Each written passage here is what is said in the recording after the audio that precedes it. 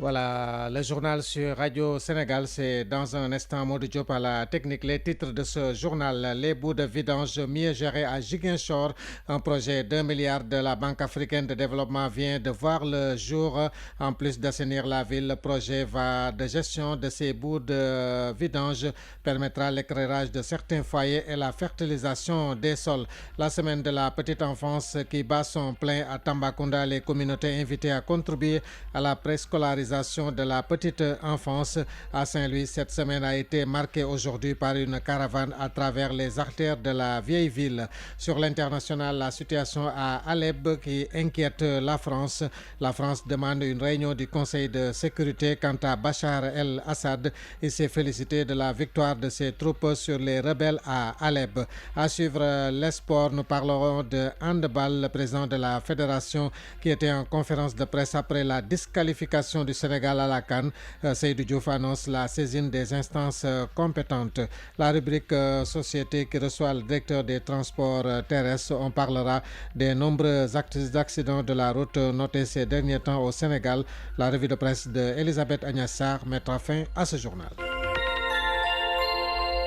Bienvenue à tous. Le projet de restructuration et de gestion des boues de vidange de Ziguinchor a été officiellement lancé ce mercredi, une initiative financée à hauteur d'1 milliard de francs CFA par la Banque africaine de développement qui permettra donc ce projet, en plus d'assainir la commune de Ziguinchor, d'éclairer les foyers et de restaurer les sols par le biais de la fertilisation. À Ziguinchor, la correspondance de Aline Badara Diémé. La ville de Ziguinchor est en proie à une urbanisation galopante avec comme conséquence la problématique de l'accès à un système d'assainissement adéquat et subséquemment à l'évacuation des eaux usées. Et c'est pour faire face à ce défi que la mairie lance le projet de structuration des boues de vidange de Ziguinchor. L'objectif est de toucher 820 ménages dans une dizaine de quartiers. Abdoulaye Baldé, maire de Ziguinchor. La mise en place d'une usine de traitement des boues de vidange, mais aussi la construction d'ouvrages d'assainissement individuel dans plusieurs quartiers qui ne sont pas concernés par la phase prioritaire du plan directeur d'assainissement. Le processus a commencé en 2012 et en 2014 nous avons installé la cellule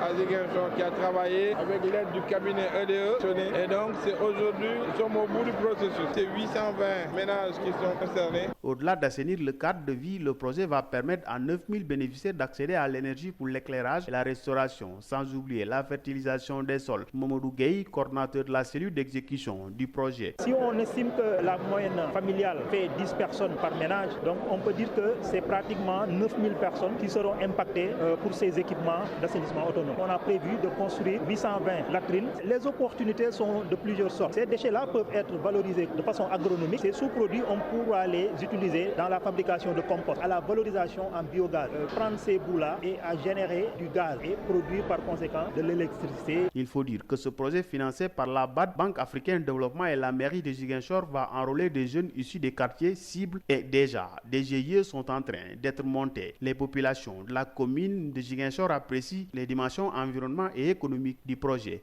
À Ziguinchor pour la RTS, Aline Badara Diémé. Aline Badara Diémé, merci. Satisfaction des besoins en eau et électricité des populations, création de 2 nouvelles cases de santé dans les villages de Barakoyel et de Nyangui. Ce sont là les demandes formulées par les conseillers et chefs de village de Ndoyen. C'est dans le département de Kébémer.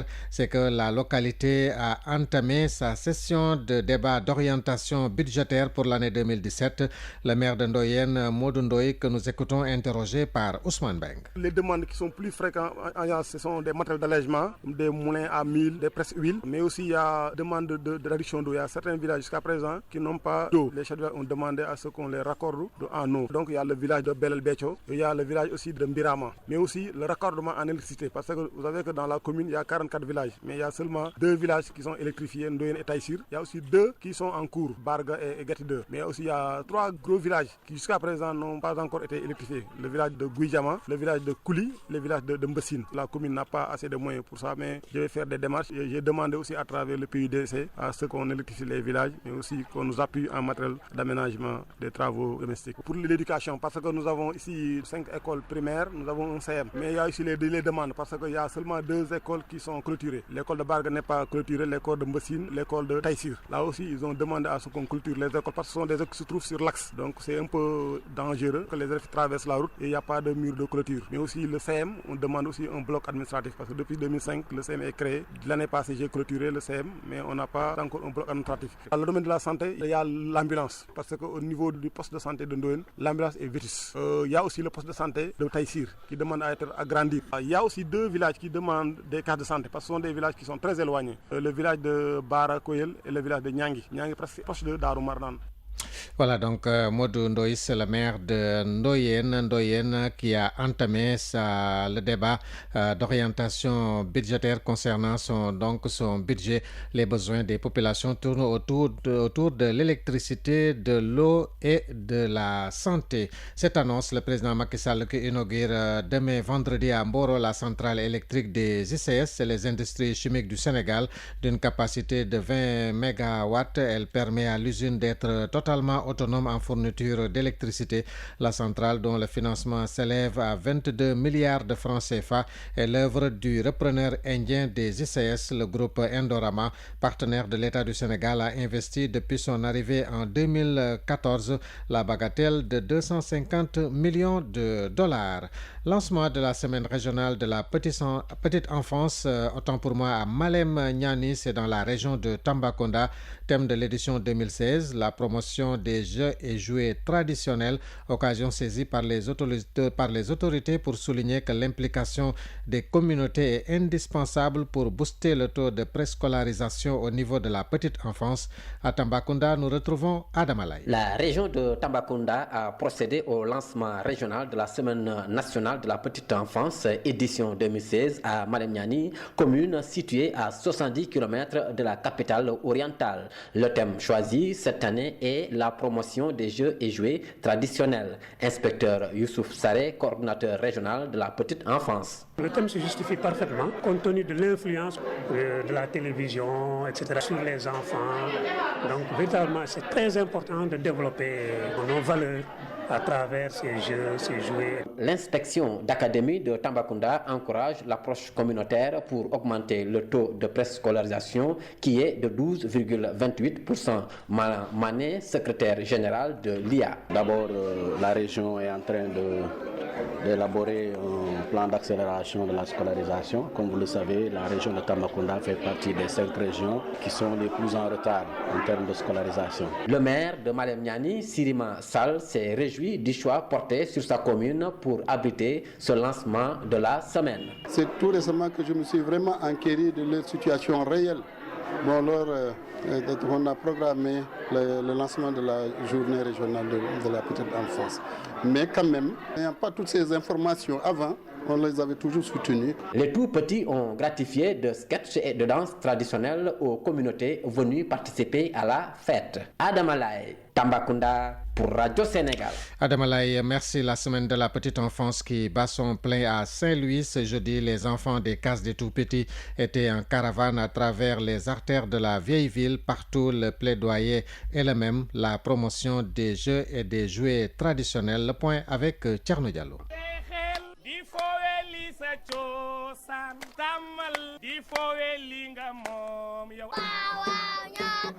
À l'université Gaston Berger, au village artisanal ou encore au musée de l'Ufon, partout où les enfants sont passés, le message est un peu plus clair. Ils veulent désormais des jeux et des jouets traditionnels. Bourré, Langabouri, Toursingalam et tant d'autres devraient donc faire leur réminiscence. Amadou Dia, inspecteur de l'éducation et de la formation à Saint-Louis département, point focal de la petite enfance. Parce qu'il ne s'agit pas de donner n'importe quoi à nos petits, parce que quelqu'un le disait, tout se joue avant 6 ans. Donc cette tranche d'âge me semble être très sensible. C'est pourquoi en tout cas les autorités veillent à l'éducation de ces enfants. Et le jeu constitue en tout cas un support important, une activité extrêmement importante pour cette tranche d'âge. Une semaine qui sera donc mise à profit pour valoriser notre patrimoine. Iba Diaw, coordonnateur régional de la petite enfance.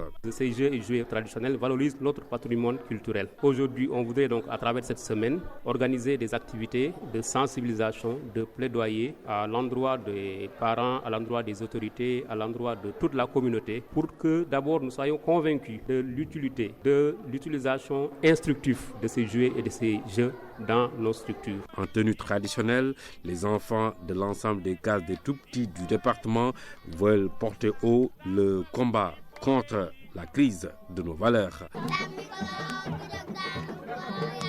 Thierno Diallo, Saint-Louis, RTS. Thierno Diallo, merci. 19h10 à l'écoute du journal de Radio Sénégal. À Diourbel, un accident de la route a fait ce jeudi un mort et 8 blessés, dont 7 dans un état grave. Le drame est survenu à hauteur du village de Awadjor. C'est à 5 km de Ndindi. Les détails à Diourbel avec Oscar Tendeng. Il avait 800 francs dans sa poche, mais trouver un véhicule gratuitement pour allier la commune de Diourbel lui permettrait de faire des économies. Alors il ne savait pas qu'en prenant un tel véhicule, cet argent ne va jamais lui servir. Maoundé Baldé est la seule personne à trouver la mort dans cet accident. Il a été pris au piège au moment où il a voulu sortir du véhicule pour se sauver. Le drame est survenu à hauteur du village de Awadjor, à 5 km de la commune de Ndindi et 23 km de la commune de Diourbel. Le camion ben immatriculé DL3578D avec lequel il était à bord avec 8 autres personnes a percuté un arbre dans sa course pour allier Diourbel après avoir déchargé du sable dans la commune de Ndindi. La violence du choc l'a projeté du côté droit où se trouvait Maoundé Baldé. Il est âgé de 50 ans, marié à 2 femmes. Sa dépouille a été déposée à l'hôpital Riche-Louki en attendant les résultats de l'enquête qui vont déterminer les causes de l'accident. Les 8 autres passagers ont été acheminés à l'hôpital. Un parmi eux a été admis en salle de réanimation. Oscar Tendeng, Diourbel, Radio Sénégal. Oscar Tendeng, merci. Le maire de Diaobé demande aux chauffeurs d'être prudents sur les routes. Moussa Diawo s'est rendu hier à Koupentoum après l'accident qui a fait 12 morts à l'entrée de la ville. Nous écoutons le maire de Diaobé interrogé par Adam Alay. L'appel que je vais lancer, c'est un appel vraiment qui va vers la prudence. Il faut que les chauffeurs soient prudents et qu'ils sachent qu'ils ont de lourdes responsabilités. Quand on a dans un bus 60 personnes, 80 personnes, on a une lourde responsabilité. Donc on doit tout faire pour les amener à bon port. C'est avec beaucoup de douleur que j'ai eu à regarder les véhicules calcinés qui sont au bord de la route.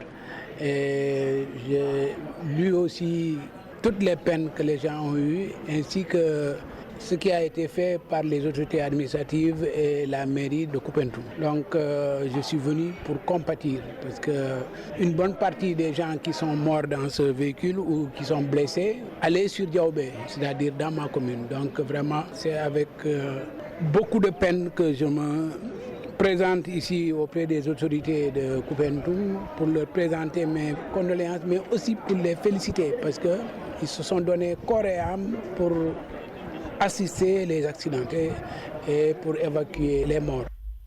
Voilà, donc c'était le maire de Diaobé, interrogé par notre correspondant à Tambacounda, Adam Alay. Non à la répression, oui à la sensibilisation et à la formation. C'est l'avis du syndicat national des transporteurs du Sénégal, la SNTS, a ainsi réagi suite à la tolérance zéro dans les accidents de la route décrétée hier par le président Macky Sall à Diamniadio.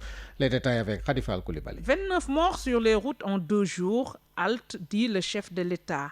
Macky Sall, en Conseil des ministres, a décrété la tolérance zéro et appelle les automobilistes et autres usagers de la route à la prudence et au respect scrupuleux du code de la route. Un décret que le syndicat national des transporteurs du Sénégal accueille avec des réserves. La répression n'est pas la solution ultime pour la sécurité routière. Le rapporteur du syndicat national des transporteurs du Sénégal, Abdou Karim Seck. C'est le même problème que la peine de mort. Tuer les gens parce qu'ils ont tué et après ça ne diminue pas le nombre de morts par assassinat. Nous disons qu'il faut sanctionner, pas réprimer. Mais nous disons non à la répression et à la tolérance zéro. Ça n'a aucun sens. À la répression, le SNTS oppose la sensibilisation et la formation. Nous disons non parce que simplement la sensibilisation doit primer sur la répression. Il est essentiel de sensibiliser davantage les gens pour que nous jomba def lu bon et non pas nous ragala def lu bon. Quand ils ont peur de faire quelque chose de mal, lorsque le policier ou le gendarme ou la force de l'ordre n'est plus là, eh bien, ils vont faire ce mal-là. La sensibilisation, mais aussi la formation, et aussi l'information, et la sécurisation de nos chaussées. Vous savez, 92% de nos accidents sont d'origine humaine, d'accord. Mais 43%, c'est-à-dire près de la moitié se passe, c'est entre les véhicules et les piétons qu'il y a le plus d'accidents. Donc il faut qu'on sensibilise davantage aussi tous les acteurs, pas seulement les conducteurs, les piétons, que les cyclistes et les motocyclistes, et même les personnes à mobilité réduite, que sont les handicapés, etc. Donc nous disons qu'il faut faire attention. Il ne faut pas dire tolérance zéro et puis après en arriver à un résultat zéro. Toujours est-il que la route tue chaque année au Sénégal près de 500 personnes. Khadifal Koulibaly, cette page nécrologique, nous avons appris le décès du grand opérateur économique Yerobas, originaire de Ourossogui, c'est dans la région de Matam. Il était aussi le président de l'association des émigrés sénégalais et grand dignitaire du Fouta. Le décès a eu lieu ce jeudi à l'aube à Dakar. L'inhumation est prévue samedi à 16h à Ourossogui. La levée du corps est prévue ce vendredi à l'hôpital Fann ici à Dakar. Le monde bouge et vous devez le savoir. C'est pourquoi Radio Sénégal vous tient informé des faits, gestes et paroles qui impactent la marche du monde. C'est géo, c'est politique et c'est international.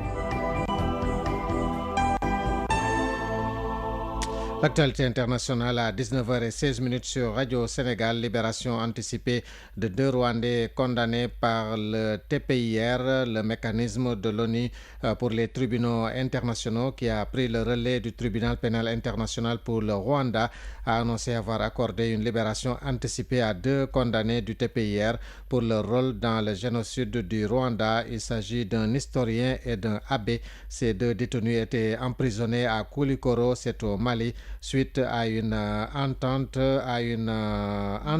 entre le TPIR et ce pays.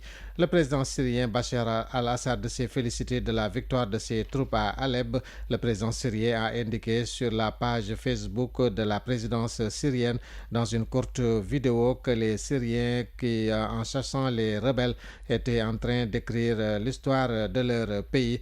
Toujours la Syrie, la situation à Alep qui inquiète la France. La France demande une réunion du Conseil de sécurité de l'ONU. Cette réunion, sous la forme de consultation à huis clos, devrait se tenir ce jeudi après-midi à New York. Elle portera sur l'évacuation des milliers de civils d'Alep et l'aide humanitaire à leur apporter.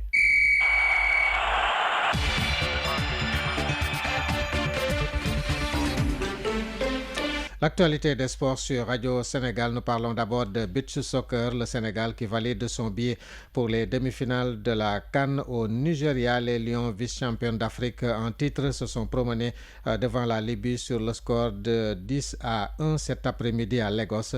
Le Sénégal qui boucle ainsi le premier tour avec 3 succès de suite en demi-finale. Les protégés de Ngalasila croiseront samedi 17 décembre le Nigeria, pays hôte, ou la Libye ou l'Égypte, autant pour moi. Le Sénégal et la joueuse Doundou Camara ne sont pas suspendus par la Confédération africaine de handball. Précision faite par Seydou Diouf, le président de la Confédération sénégalaise. Nous l'écoutons au micro de Benoît Badiane. Seydou Diouf se veut clair. La responsabilité de la fédération n'est pas engagée dans la disqualification du Sénégal de la CAN angolaise de handball. Doundou Camara, joueuse à l'origine, avait été qualifiée par la direction de la compétition de la Confédération africaine en mars 2015. Ce n'est pas un cas nouveau. La direction de la compétition avait pris le dossier de Doundou Camara pour dire qu'elle n'était pas en mesure de jouer pour le Sénégal parce qu'elle sortait d'un championnat du monde. Donc les gens de la Confédération savaient, et nous le savions, que Doundou Camara avait pris part au championnat du monde junior en décembre avec la France. Mais lorsqu'on a voulu la sortie de la compétition et que nous avons fait un recours auprès du comité exécutif, le comité exécutif a décidé, au regard de tous les éléments à sa possession, au regard des statuts de la Confédération, que Doundou Camara pouvait bel et bien jouer pour le Sénégal dans cette compétition, qu'elle était donc qualifiée. Selon le président de la Fédération sénégalaise de handball, tous leurs droits ont été bafoués par le jury d'appel de la Confédération africaine. On nous dit qu'elle est qualifiée, et celui qui nous dit qu'elle est qualifiée, c'est l'autorité qui est en charge de l'organisation de ses propres compétitions. Parce qu'au terme des statuts de la Confédération africaine a la pleine responsabilité de l'organisation de ces compétitions. Donc sa décision de qualifier une athlète nous confère des droits acquis sur ce dossier. On ne peut pas octroyer des droits à quelqu'un et du jour au lendemain, la même organisation qui vous octroie des droits vous dit non, je vous avais octroyé des droits, mais je m'étais trompé. Seydou Diouf et compagnie comptent d'ailleurs épuiser l'ensemble des voies de recours. Le dossier sera bouclé ce jeudi après avis de la tutelle, le ministère des Sports. Voilà, vous avez suivi donc le compte-rendu de Benoît Badiane, le Sénégal, qui va déposer un recours auprès des instances compétentes pour contester sa disqualification de la CAN angolaise. Le dossier est d'ailleurs bouclé après concertation avec le ministère des Sports, la Fédération sénégalaise qui impute la responsabilité à la Confédération africaine de handball, la Fédération sénégalaise donc, qui était en conférence de presse ce matin. Vous avez suivi tout à l'heure le compte-rendu de Benoît Badiane. Nous allons à présent écouter Seydou Diouf. Pour lui, le Sénégal et la joueuse Doundou Camara ne sont pas suspendus par la Confédération africaine de handball.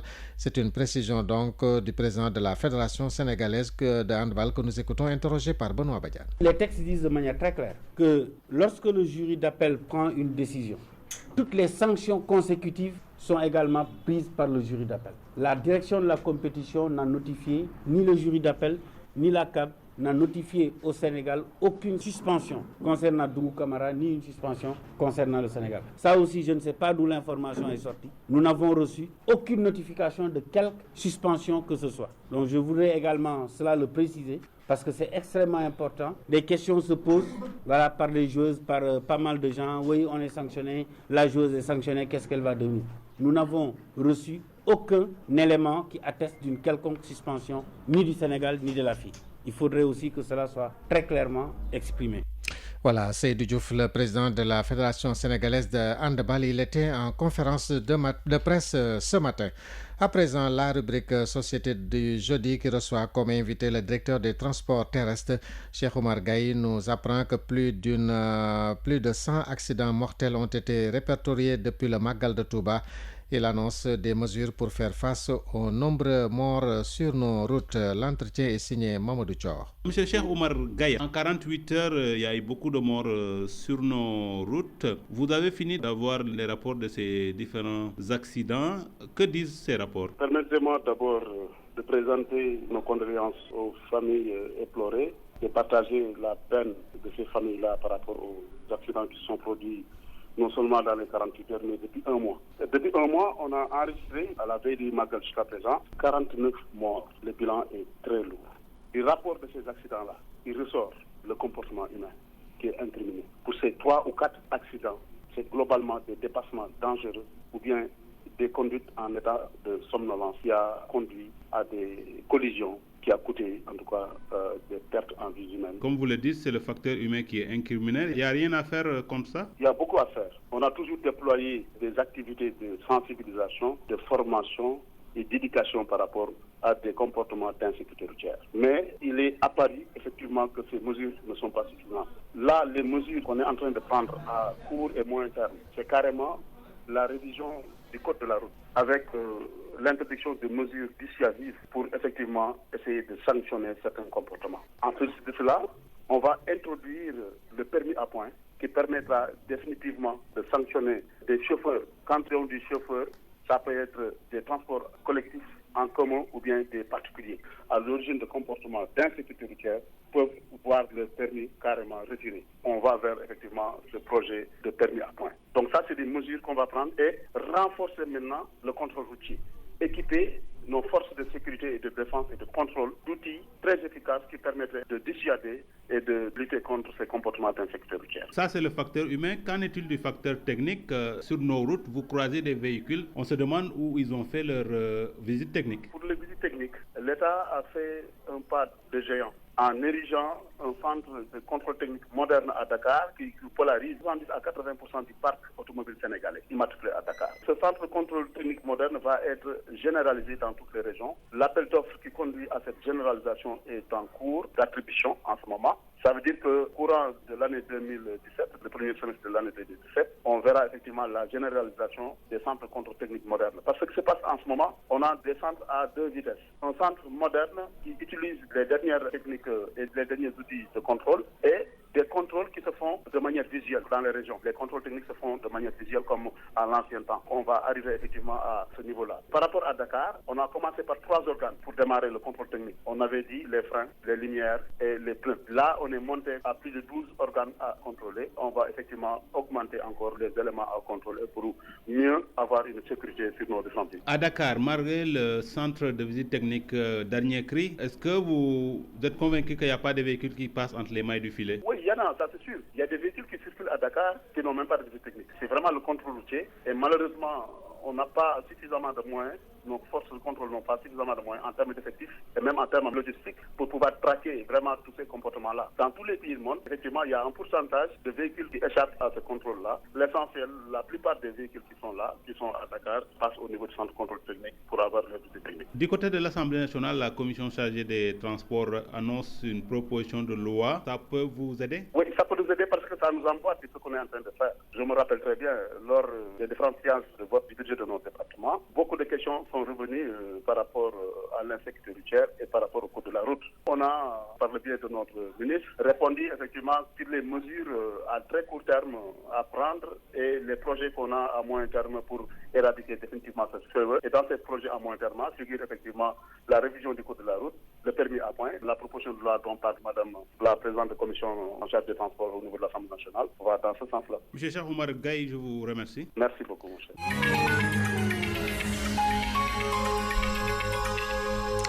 À présent, la revue de presse et une présentation d'Elisabeth Agnassa. Le lancement hier des travaux de la première phase du train express régional par le président Macky Sall est ce matin à la une d'une bonne partie de la presse, selon le Témoin au quotidien, reprenant le chef de l'État. Il s'agit du plus grand projet du Sénégal indépendant. L'infrastructure révolutionnaire de la vie du Témoin au quotidien va relier Dakar, Diamniadio et l'aéroport international Blaise Diagne. D'un coût de 568 milliards, cette première phase de 36 km sur un linéaire de 56 et selon Le Soleil, le fruit d'un partenariat entre le Sénégal et des institutions comme l'Agence française de développement, la Banque africaine de développement et la Banque islamique de développement. Et plus qu'une évolution, martèle le chef de l'État, toujours dans les colonnes du Soleil, le Sénégal entame une révolution technologique pour sa réception. Renchéri Sud Quotidien, le chef de l'État donne rendez-vous aux Sénégalais en 2019 pour ce joyau qui doit porter les ambitions du plan Sénégal émergent. Le train express régional poursuit Direct Info desservira ainsi 14 gares avec une vitesse pouvant atteindre 160 km/h et va générer 10 000 emplois directs et indirects avec en prime la création d'un centre de formation dédié à la mobilité urbaine, ce qui fait dire à Libération que Macky Sall est sur les rails de l'émergence parce que comme le relève le journal reprenant le président lui-même, il faudra juste attendre 2 ans et 1 mois pour voir s'achever cette première phase et offrir à notre pays ce qui se fait de meilleur dans le monde. Lors de cette cérémonie, le chef de l'État s'est aussi prononcé sur la recrudescence des accidents de la route. Macky décrète la tolérance zéro. Titre ce matin Vox Populi qui révèle que le président de la République, préoccupé par les nombreux accidents mortels, veut la tolérance zéro. Pour cela, rapporte Vox Populi, il a invité les services de l'État, notamment la direction des transports terrestres, les forces de police et de gendarmerie, à plus de fermeté dans les contrôles. Parce que comme le relève ce matin l'enquête, chaque année, ce sont plus de 500 citoyens qui perdent la vie sur nos routes. Pour y remédier, le président Macky Sall veut, selon l'enquête, un contrôle technique des véhicules accru et le respect des normes dans la délivrance des permis de conduire. La coalition Benno Wattu Sénégal est aussi à la une d'une bonne partie de la presse ce matin. Wattu Viro Tassaro, titre ce matin l'Obs, qui nous apprend que cette coalition regroupant une bonne partie de l'opposition perd ses forces. Elle a en effet décidé hier d'exclure de toutes ses instances Malick Ndiaye, Ousmane Faye et Abdoulaye Guissé. La conférence des leaders de la coalition reproche, selon Direct Info, à ces derniers des écarts manifestes vis-à-vis des dispositions du code de conduite et leurs propos virulents à l'égard de leurs collègues. En effet, rappelle ce matin le quotidien, ces rebelles n'étaient plus en odeur de sainteté avec la direction du front depuis qu'ils ont qualifié la rencontre entre leur plateforme et le chef de l'État d'humiliation et de déception et pris leur distance en mettant sur pied une structure parallèle dénommée Collectif des leaders Garmi pour la défense de Manko Wattu Sénégal. En attendant, révèle le journal du groupe Avenir Communication, Manko Wattu Sénégal, a un nouveau coordonnateur en la personne de Mamadou Lamine Diallo qui va remplacer Malick Gakou pour un mandat de 3 mois non renouvelable. Et si l'on en croit Walf Quotidien, la coalition va mettre à exécution ce jeudi sa menace de porter plainte contre Aliou Sall, Franck Timis et consorts pour enrichissement sans cause au détriment du peuple sénégalais. D'ailleurs, poursuit le journal du groupe Walfadjri, les avocats de l'opposition vont s'adresser ce jeudi à la presse pour annoncer la saisine des juridictions au niveau national, mais aussi régional et international, après l'expiration de l'ultimatum qu'elle avait adressé au président Macky Sall. La coalition Manko Wattu Sénégal ne compte pas s'arrêter là, selon Direct Info, puisqu'elle a annulé sa marche prévue le 21 décembre prochain à Dakar pour organiser à Paris le même jour une manifestation qui va coïncider avec la visite d'État du président Macky Sall dans l'Hexagone. Voilà, c'est la fin de ce journal sur Radio Sénégal. Un autre accident noté, Elisabeth Agnessar, ce jeudi à Diourbel. L'accident a fait 1 mort et 8 blessés, dont 7 dans un état grave. Le drame est survenu à hauteur du village de Awadjor, c'est en 5 km de Ndindi. Le président Macky Sall qui inaugure ce vendredi à Mboro la centrale électrique des ICS d'une capacité de 20 MW. Elle permettra à l'usine d'être totalement autonome en fourniture d'électricité. La centrale, dont le financement s'élève à 22 milliards de francs de CFA, est l'œuvre de Indorama, c'est le repreneur indien des ICS. C'était tout pour l'information sur Radio Sénégal. Merci à l'équipe de ce soir, Maud Diop, Marie-Claire Sen, Seydina Sow au CDM, à la réalisation Ibrahim Khalil Goudiaby, journal présenté par Cheikh Diop. Excellente suite de programmes sur Radio Sénégal. Mohamed Pascal Faye à 22h pour d'autres informations sur la RTS.